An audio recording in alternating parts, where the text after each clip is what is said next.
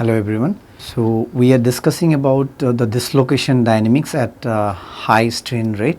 So how the plastic deformation happens, how the dislocation moves at high strain rate. So we are discussing about that. In the last lecture we were discussing the thermally activated deformation mechanisms or thermally activated dislocation motion. So the thermal energy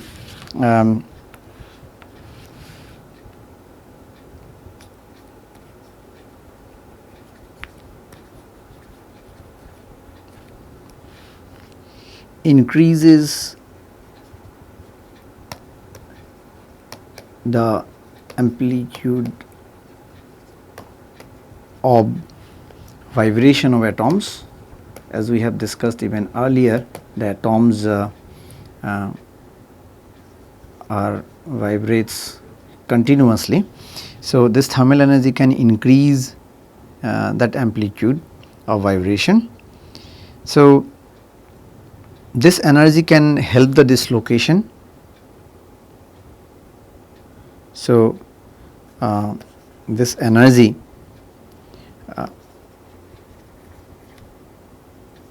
helps the dislocation to overcome the obstacles or the barriers. So we will see just by plotting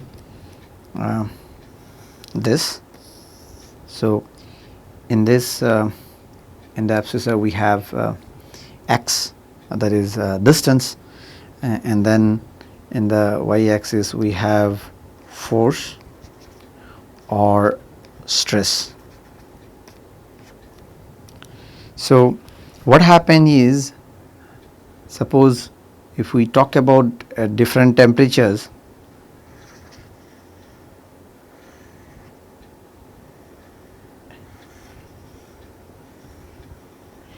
let's say we are talking these plots at different temperatures T1, T0, T1, T2, T3, and here let's say T1, T2 and T3. So T3 is the highest temperature and T0 is let's assume this is equal to 0. So now what will happen is this force versus distance plot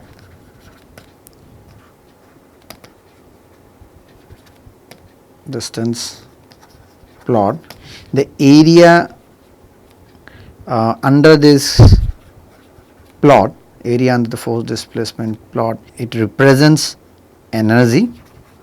We need to have these much of energy, the area under, let's say, one part of this first part.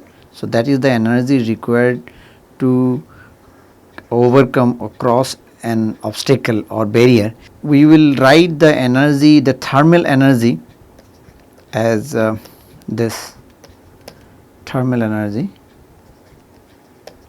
which are, as you know, in the same order as the temperature.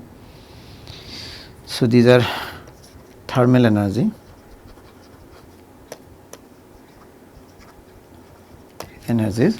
So here the thermal energy in the first plot will be equal to 0, and in the second plot the thermal energy, this part is the thermal energy delta G1, here actually G0. Then again this one is delta G subscript 2, and here delta G subscript 3. So that means in the first case, so the dislocation to overcome the barrier, it needs high energy, the entire energy which is like a blank portion, a blank area under this curve, force distance curve. And in the second case we can see that the blank portion, so in this region, blank means not the hatch portion, so that will represents the energy required, and in the third case the energy required would be the this portion. So H portion is the thermal energy. So the total energy required minus the thermal energy will give us the energy required to overcome the dislocation. In the third case, you can see that the thermal energy is so high that we don't need extra energy to overcome the dislocation. So we can plot this in another plot, that is we can have temperature and the x-axis and force or stress required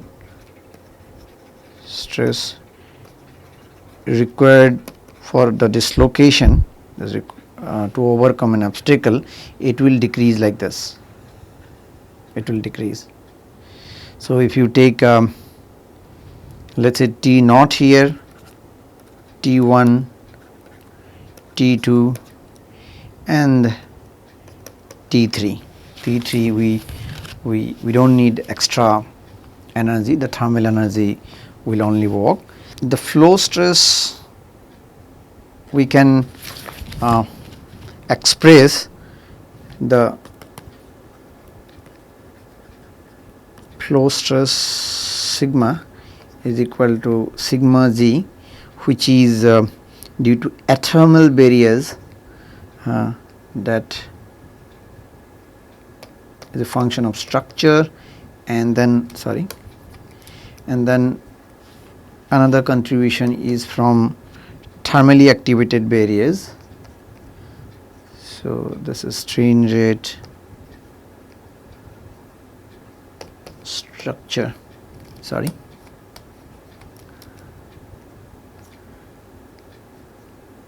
So what it means is the sigma z is due to the stress required due to athermal barriers,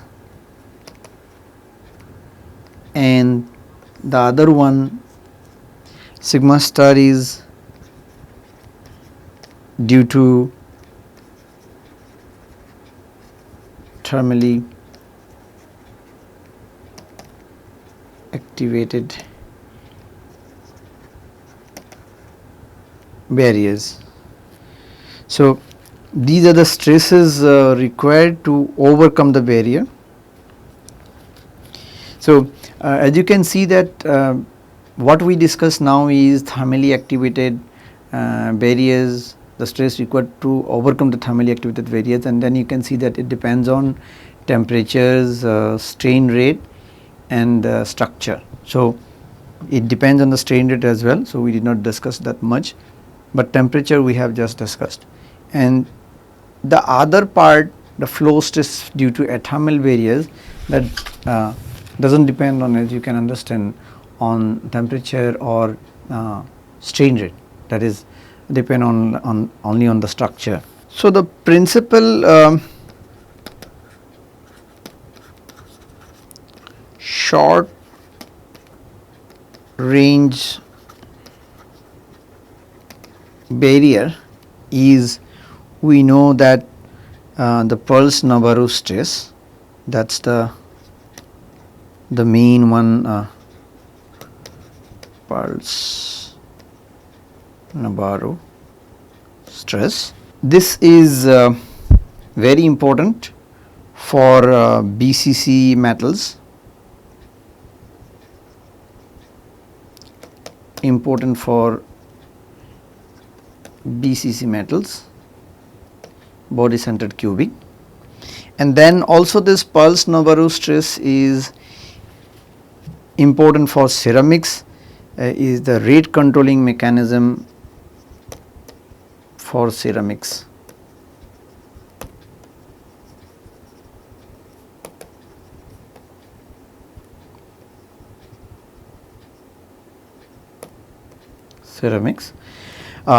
However, for FCC and HCP metals, the primary short range barrier is the dislocation forest.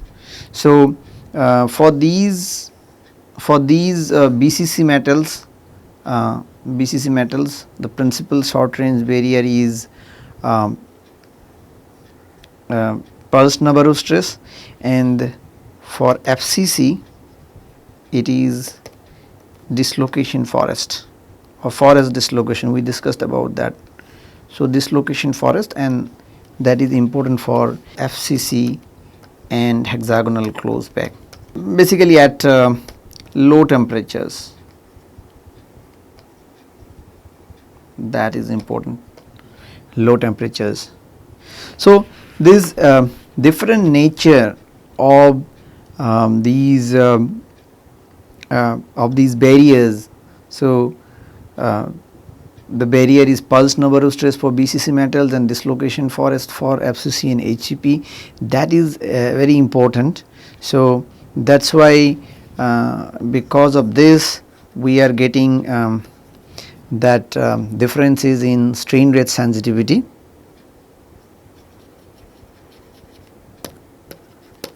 Strain rate sensitivity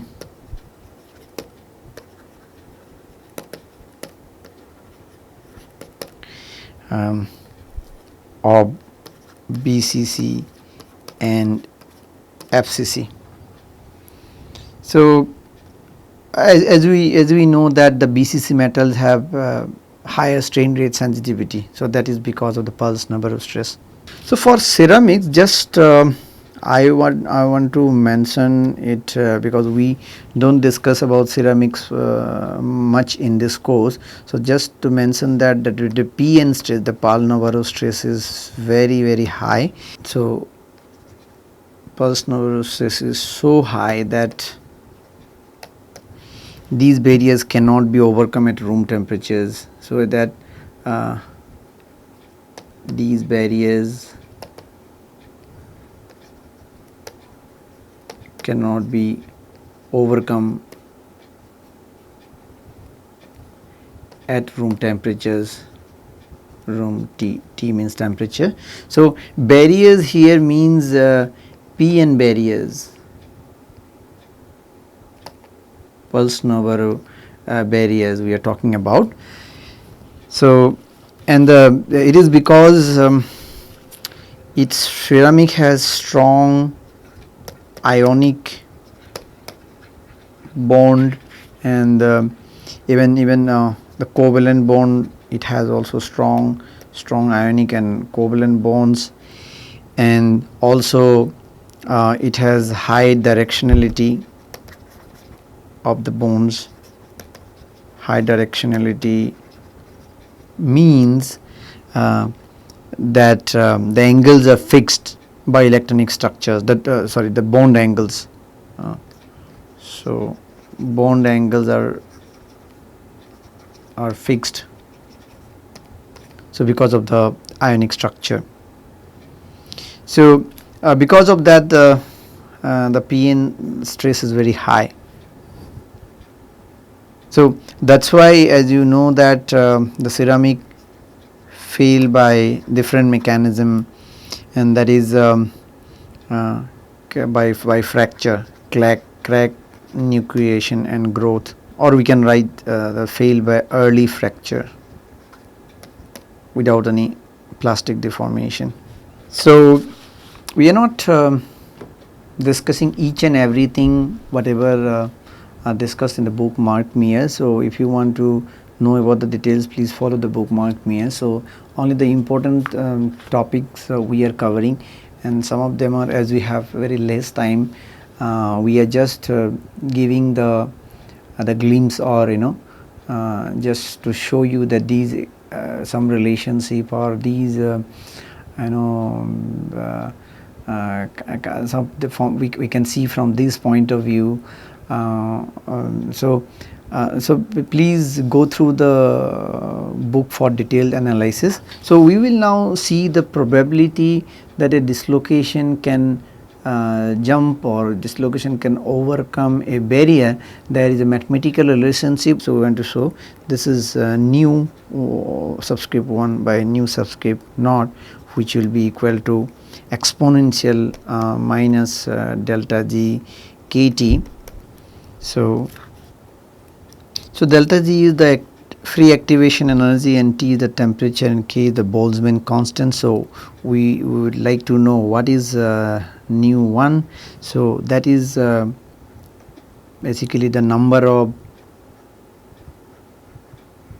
successful jumps over the barrier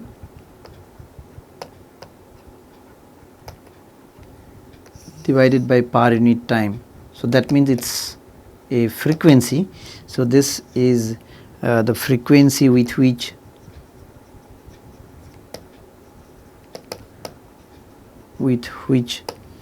the dislocation overcomes the barrier.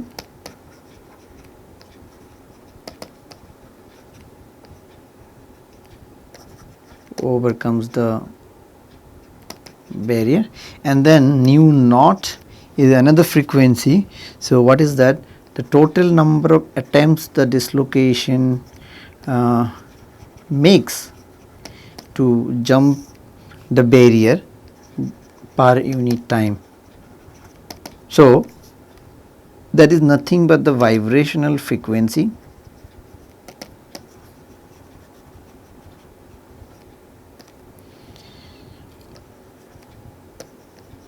of the dislocation. So this nu naught is about the order of 10 to the power 11 per second, this frequency. So this you can see that the frequency of that we know that frequency of atomic vibration, or we write vibrational frequency of atom is 10 to the power 13 per second. So it is 100 times less. So this is for dislocation.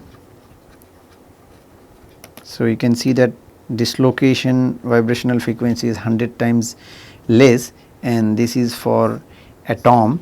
So now as you can understand here that whatever rate it will jump, so dislocation will have a vibrational frequency, it will jump to, let's say 10 to the power 11 per second, but not every jump will be successful. So how many jumps per unit time are successful, that is that nu 1, the first term nu 1. So that is one important expression. So we are not going to details about this or any derivation, or we are not going to do that, but just for your knowledge or information. So we have discussed that. So another important relationship is the free activation energy. Free activation energy delta G is equal to Boltzmann constant, temperature, and then natural logarithm of epsilon dot epsilon naught dot, and this equal to epsilon dot. So here, as you know, T is the temperature, and so this epsilon dot is strain rate, but what is the other term, other symbol? This is equal to this is nu naught, which is the vibrational frequency of dislocation. Rho is the dislocation density. I will not write because you already know this. B is the magnitude of the Vargas vector, and delta L we never encountered it. Delta L is the distance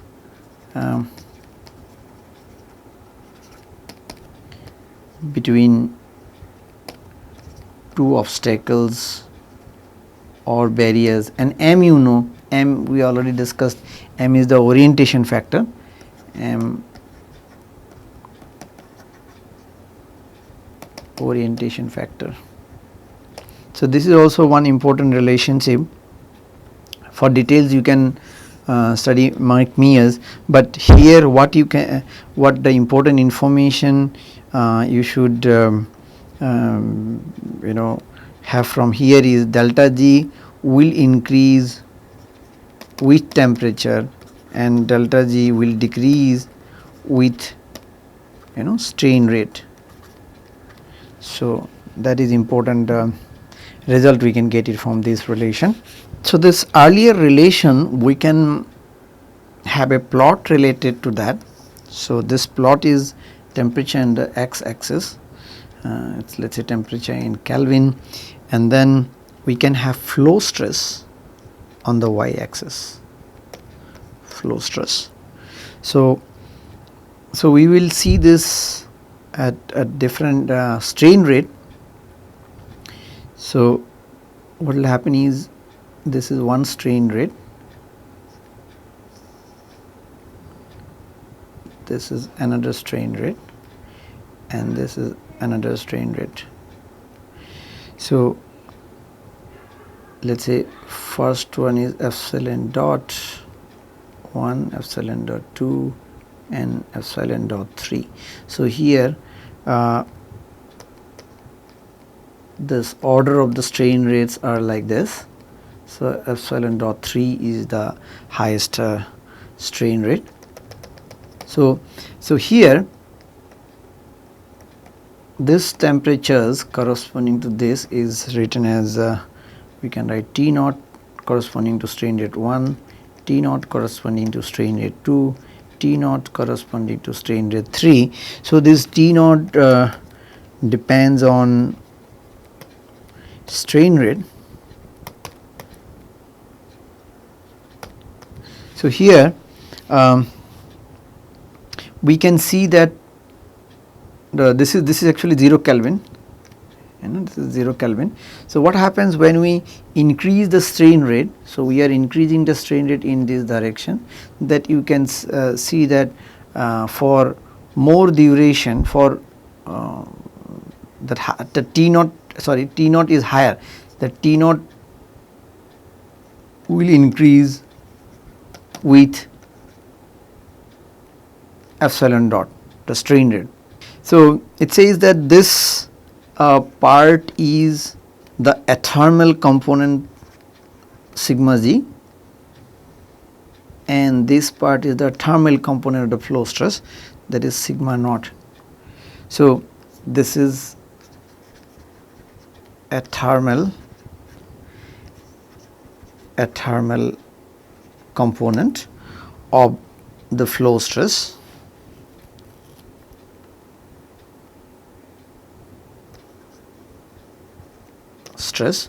So and then other one is thermal component.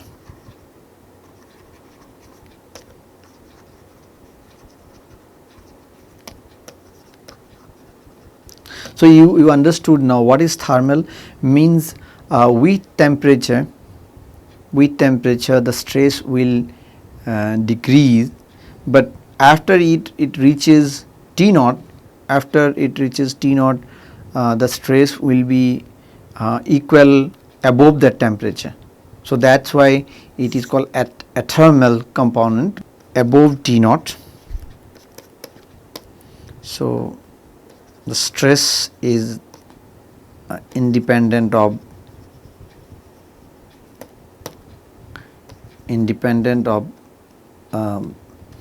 the strain rate. So what we have discussed is thermally activated dislocation motion. Now we will discuss the another one. So we earlier discussed that we have three different mechanisms, and we have shown that there is a plot like this where we have resolved shear stress on the x-axis and dislocation velocity on the y-axis, and we have shown that this will look something like this, and then this. So the first part, second part and the third part. So what we have talked about it. The first part is the thermally activated dislocation motion, and the second part is for Phonon drag, or we will discuss about that, the drag mechanisms in the second part now. And the third one is we mentioned that this is for relativistic effects, that we will discuss later. So we are now focusing on the second part. So now what is this dislocation drag?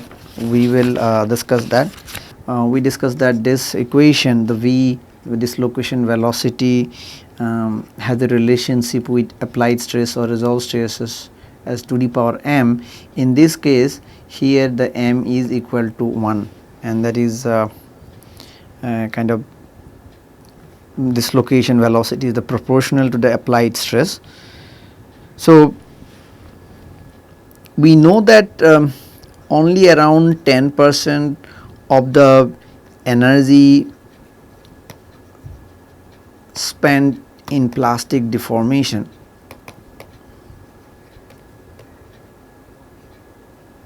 will convert to, or will be stored as substructure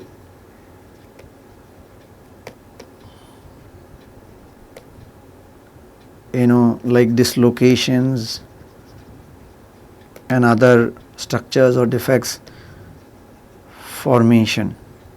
So the remaining 90%, it is around 90%, energy will be dissipated.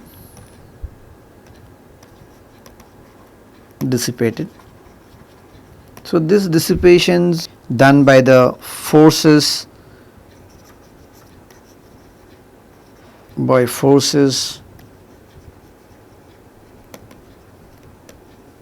opposing the applied stress.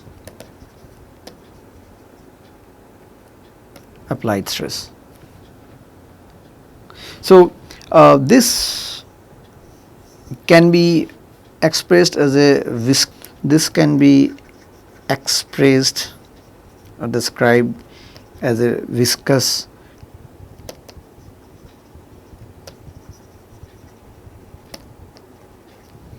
behavior of the solid. So that's why we can assume that Newtonian viscous model for Newtonian viscous material. So please check the details in we cannot discuss much on this course because we don't have much time. So the force will be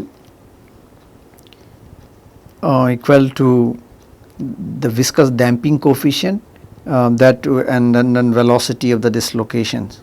So this is the viscous damping coefficient. It is called viscous damping coefficient. So this is independent of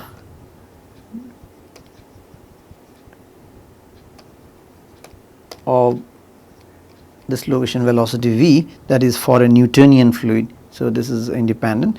So this relation, from this relation, what we can finally arrive at some other relations, which is like sigma equal to twice bm rho b square multiplied by epsilon dot. So we are not going into details how we arrived at equation. All the symbols m is the orientation factor, rho is the dislocation density, b is the magnitude of Burgers vector, and capital B is the, as we discussed just now, the viscous damping coefficient. So here it means the sigma, the flow stress. So this means that the flow stress is proportional to the strain rate if the dislocation drag mechanism is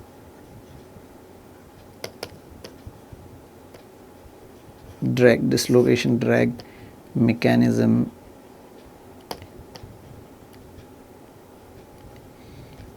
is operative. So what is this drag mechanism? So these drag mechanism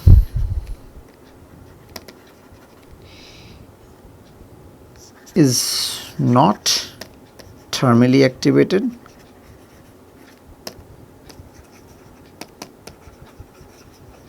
not thermally activated. So this is mostly the interaction of dislocations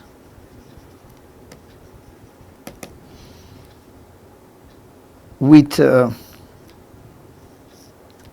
so first one is the thermal vibrations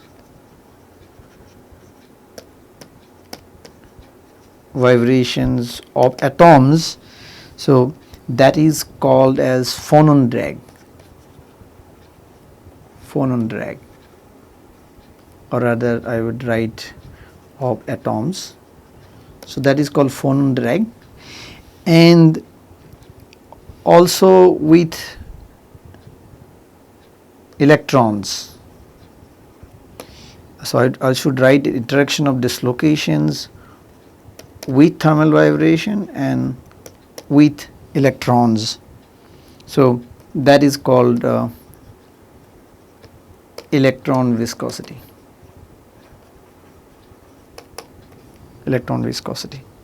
So phonon, as you know, the phonon is an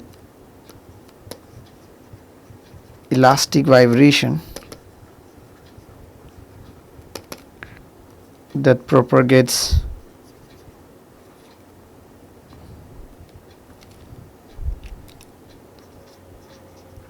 through the crystal.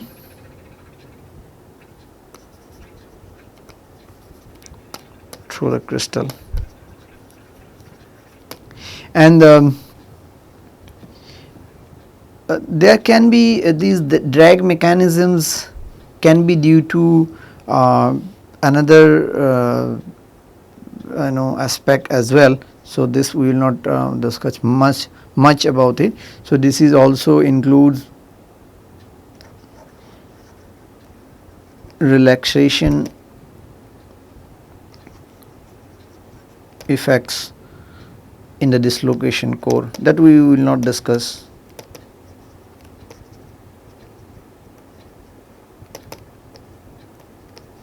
So this we will not discuss. So by the way, I did not tell you what is dislocation core. I think many of you know that. So basically what we need to understand is the phonon drag and electron viscosity both are included in the drag mechanism, and that is one of the mechanism of plastic deformation in metallic or crystalline material. And that for metals we should understand that for metals at high temperatures, at high T, so phonon drag mechanism will be active, and at low temperatures that electron viscosity drag will be active.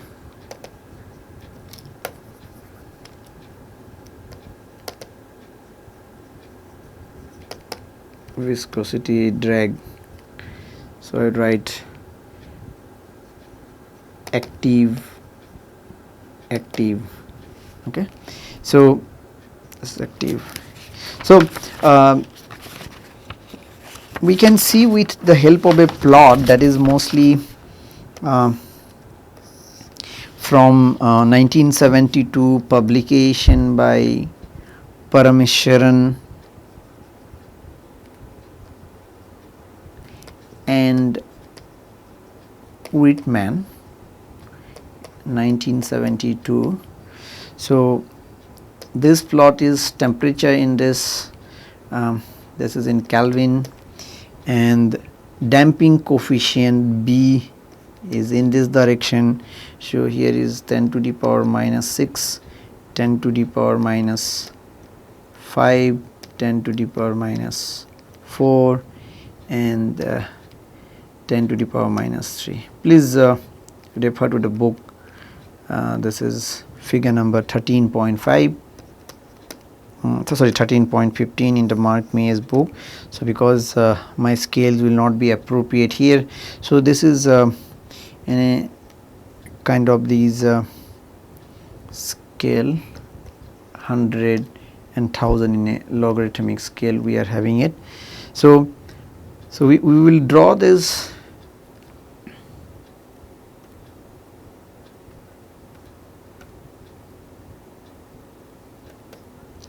So there are two curves we are drawing here, dashed lines. So it's something like this. So this first line is electron viscosity,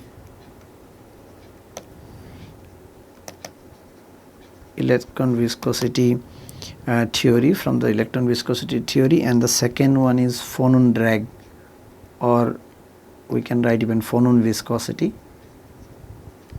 or simply we can write Phonon viscosity drag. So you can see that above 100 Kelvin, which is a low temperature. So at low temperatures, as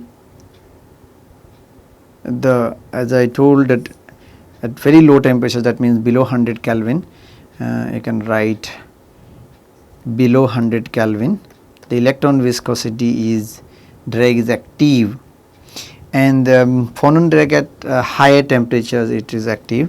So now what they found out, that the Prasenjit and Whitman, so they plotted for aluminum.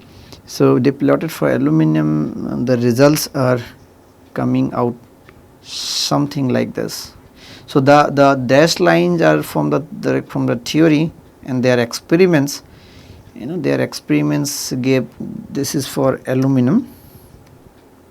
So you can see that how whatever we just mentioned is very much correct, because at a lower temperatures it's showing similar to the electron viscosity trend, and at higher temperatures it is showing the Phonon viscosity kind of trend. So this is whatever we just mentioned is it's verified by the Prasenjit and Whitman experiment. So we have discussed about dislocation dynamics. What we discussed is thermally activated dislocation motion mechanism, and also we have discussed about the dislocation drag mechanisms, which includes Phonon drag and electron viscosity drag. So with that we are closing today, and in the next lecture we will discuss the third mechanism of dislocation motion, that is relativistic motion mechanism of dislocation. And so that's all for today. Thank you.